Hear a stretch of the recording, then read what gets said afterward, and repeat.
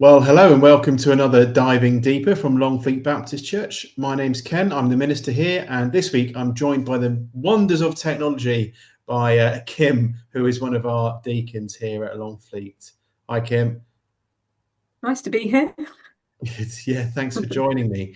And this week we're continuing in our theme of prophets and prophecies, and we're actually looking in the New Testament. You might think that's a bit odd to find prophets and prophecies in the New Testament, but we're looking at Luke chapter 2, which is Jesus being dedicated in the temple as an infant, probably just over a month old. His parents take him to the temple to be dedicated in accordance with the Jewish law, and there two prophets meet the family and speak oracles, prophetic oracles over them. So Simeon and Anna. But the first question, Luke is really careful to record the details of Jesus' circumcision and his dedication. And Luke, we know, is a Gentile. The three other gospel writers are Jews, but Luke is a Gentile.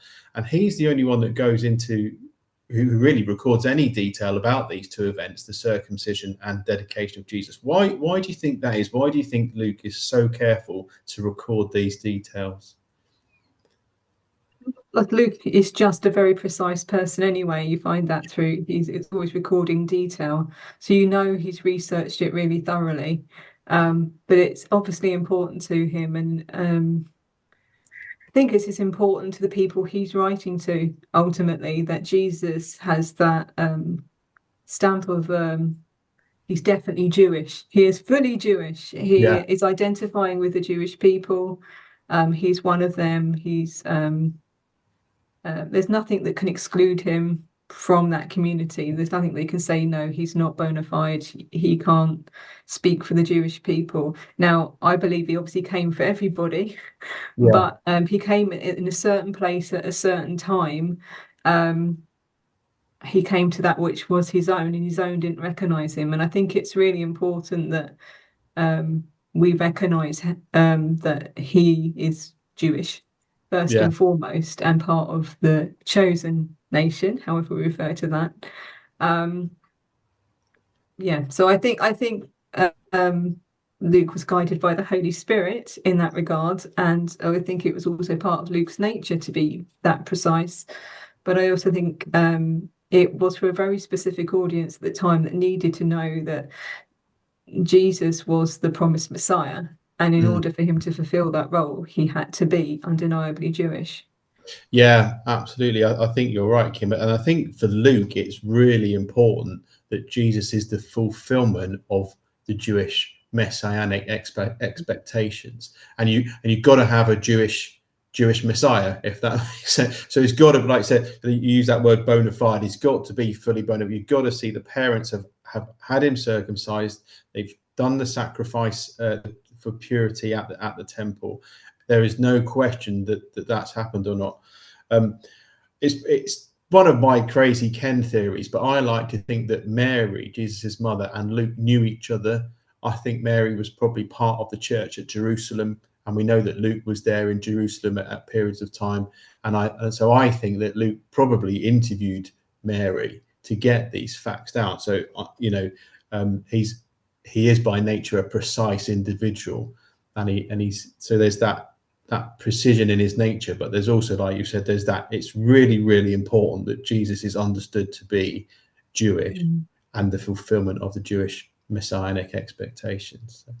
Luke's probably writing to the church in Rome, and there may be Jewish people, Jewish converts to Christianity in Rome, and there may be Christians that have got no concept at all where this religion has sprung up from, and so they need to know actually there's a whole history of Judaism that leads up to this point.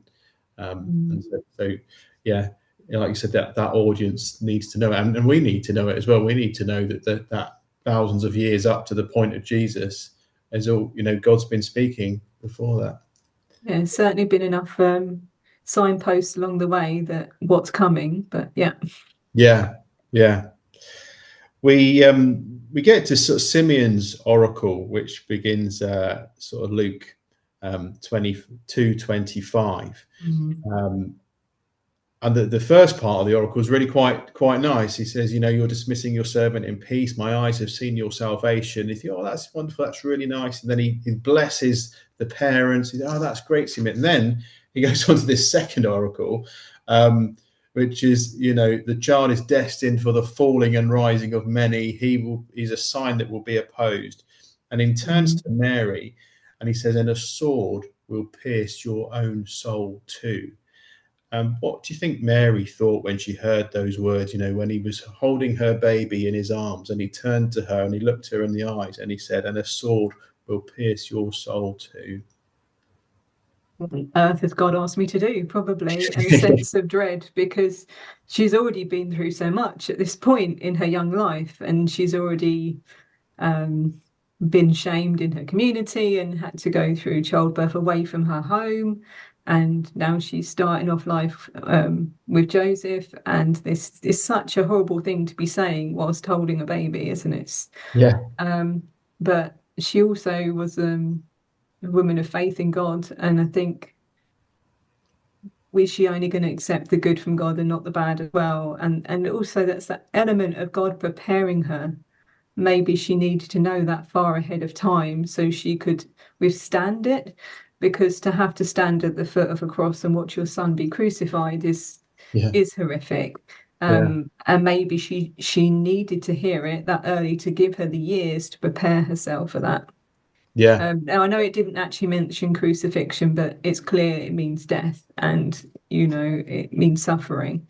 yeah, yeah. So yeah, Yeah, and I think we do relate it directly to the crucifixion, and I think that is the major part of it. But we also see throughout the Gospels Jesus, his attitude towards his family. So the very next part in chapter 2, he goes missing, and he's missing for 3 days at 12 years old, and they find him in the temple, and then he's really rude to them when they find him. He said, well, where do you think I would be? And then there's that episode where Mary and Jesus's brothers and sisters are looking for him and they can't find him, and then they tell him to come home because he's the oldest one of the family. Joseph has passed away. He's the oldest one. He needs to come back home and take on his responsibility.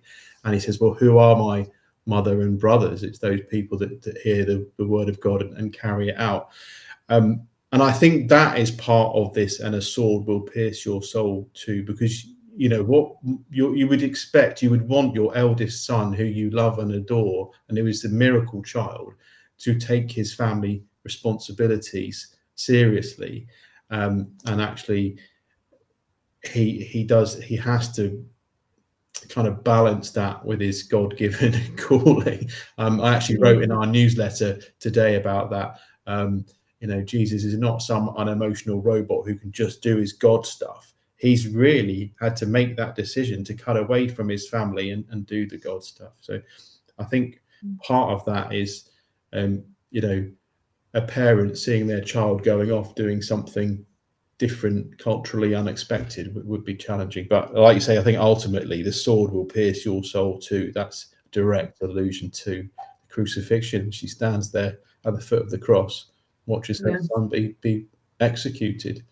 33 years old. Horrible, absolutely horrible. yeah, Um, so we've got all of Simeon's oracle, or two oracles, in fact, and then we meet Anna, who's described as a prophet of the tribe of Asher. She's a widow of great age, never left the temple, worshipping, fasting, praying night and day, and she praises God to all who are looking for the redemption of Jerusalem. But we don't have her exact words. Now, we've spoken about Luke being this very precise individual, and he's recorded word for word what Simeon has said. Why do you think we haven't got Anna's oracle? Why haven't we got the exact words that Anna spoke? yeah. I mean, I'd love to know more about Anna herself, because Oh yeah, just the definitely. little glimpse we get of her, go, she just must have been amazing. Just Yeah, like, I'd yeah, love to know more about her history. And yet, at first, it seems really strange that it's mentioned that she has all this closeness with God and she's there at the right time in the right place to give a prophecy. Amazing. And then no detail whatsoever. And it just reminds me of times in my life where I've been around people giving prophecy, not very often, but I have. And sometimes it's very public and very much everyone in the room knows what's going on and what God's saying, and it's for everybody. But other times it's between the person giving the word to an individual, and they feel they need to hold it to themselves, either Mm. for a short time or for their entire life. And I think it's something that God leads you in by his Spirit, because how would you know? But think if God had wanted it to be recorded, it would be recorded. Yeah, I believe that fully. So therefore, it leads me to feel that it was something that was special just to encourage and support Mary and Joseph, especially after what they just heard. yeah, yeah, Something that was precious to them and they kept to themselves. And maybe he would have told Jesus about when he was older. Don't know. Um, and of course, we'll never know. But I think if we were meant to have known it, we would know it. And but I also believe it was at the right place at the right time. It was again everything lining up the way God intended, and therefore it was what they needed to hear, even if we yeah, don't get to hear it. yeah, yeah. I mean, we spoke before we started. We spoke Mm. about how we know that Mary becomes a widow, but Yeah, she doesn't here. You know, she's a young mum, yeah. It's this late, turning. late teens, Yeah, and at some point Joseph drops out of the gospel stories, and we assume yeah, he passes away. You know, that's the tradition. And so Anna, who was made a widow at I think it was 24 years, you know, mm, um, in her 20s anyway, so having lived with her husband 7 years after her marriage, then a widow till she was 84, so widowed in her 20s. She's the right woman to speak to a woman who God knows will become a widow. yeah, So those words of encouragement, and yes, sometimes prophetic words and prayers are just for us. And like you, mm. I've been in environments where people have been prophesying and praying, not as much as I would like to, and so I know. as a leader continue to talk about that in our church. But um, some things are there that you go and share them with other people. You say, God has said this, I believe this. And other times you think, actually, that's just for me and perhaps my spouse to hold close to our hearts, to pray about, to talk about, and it will never be revealed to anyone else. It's just private and personal. Mm, Um, and you know, as precise as Luke is, and if he did know Mary, if God had wanted those words written down, they would have been written down. mm, So yeah, an interesting one. That I've always wondered why we don't know a huge amount about Anna. Both Anna and Simeon, quite mysterious individuals. There at the temple at the beginning, they pop up and then disappear, never to be heard of again. Some people suggest that Simeon is a priest in the temple, but I'm not convinced by that because it says the Spirit moved him to go into the temple. So mm, maybe, but two very fascinating people. And then Simeon, it said that Simeon is waiting for the consolation of Israel. And he says to God, Master, now you're dismissing your servant in peace. I've seen your salvation. And then Anna speaks to the people that are looking for the redemption of Jerusalem. So mm. what do those two things mean? What does it mean that Simeon was waiting for the consolation of Israel? And what are those people who are waiting for the redemption of Jerusalem? What are they waiting? Are they the same things? The consolation of Israel, the redemption of Jerusalem, are they the same thing? Are they something different? Well, we might disagree here. I have no idea, but I don't the way that I always hear consolation of Israel and consolation is comfort, comfort my people comes to mind, which is a prophecy, yeah. and this idea that they've been waiting and waiting for their Messiah to come, um, and that they're aware that they've fallen short of God's standards again, as we all do, and they are waiting on this Messiah to come.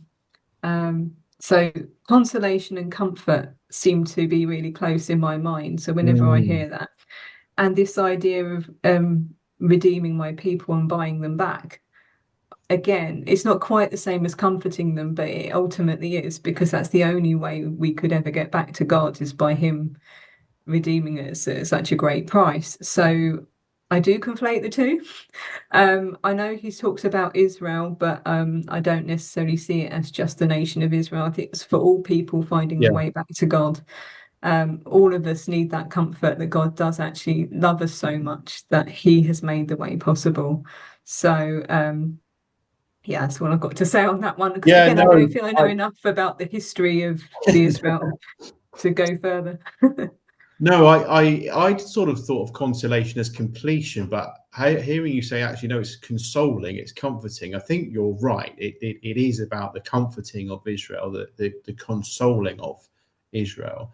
Um, and like you, to me, Israel isn't just the nation of the Jews, that is God's kingdom. And so, whilst Simeon might have been expecting the consolation of the nation of Israel, actually, God is expecting to console everybody who, Yeah, who's in his kingdom. Um, and it's and so it is slightly different. You're right, from Anna looking for the redemption of Jerusalem. Jerusalem again standing for the whole nation, the whole kingdom of God. They are slightly different but related things, aren't they? You know, yeah, redemption is about that making things right and setting us back on a right relationship with God, and mm, consoling is part of that. That comforting is part of that. But yeah, so yeah, here is Jesus who will console Israel and comfort them, but redeem them as well. So yeah. yeah, two slightly different but very interrelated. Intertwined, and yeah, you can see it all in Jesus. So you can see the prophecy coming true if you go ahead and Yeah, yeah. So fantastic, Kim. Those right at the beginning of Luke, we have those two prophecies, the two prophets speaking oracles of prophecy over Jesus. And it's just brilliant to see. So we have that big gap from the Old Testament to the New Testament. What is it, like 400 years, 600 years, something like that? yeah, God something is like that. silent. God is Yeah, completely silent. And yet there are prophets there. There are prophets in Jerusalem. There's prophets at the temple who are able to prophesy, and the Spirit is upon them. So maybe that's something for our churches today, for our Christianity today. Maybe God does seem silent. Maybe there is a gap, but there are prophets among us. There's mm, prophets there, and we just need to hear them. And if we believe we may be prophets ourselves, just have the confidence to do something about that. mm, So yeah, lovely few verses there in Luke's gospel, and hope that you've been blessed to hear Kim and I chat about them. We don't claim to be experts, but we love talking about it and we love listening to it. And so feel free to join us at our Bible studies. We do Monday night in person at the church, or if you're not able to join us in person, we do Zoom on Wednesday evening. So whether you're in Poole or whether you're remote to Poole, feel free to jump in and join us on our Bible studies by Zoom. All the details are on our website, and I will put the links below. I've always wanted to do that. I'll put the links below in the comments section. So great. Well, thank you, Kim, and thanks for your time. And yeah, we'll see you soon. God bless everyone. Bye bye. thank you. Bye.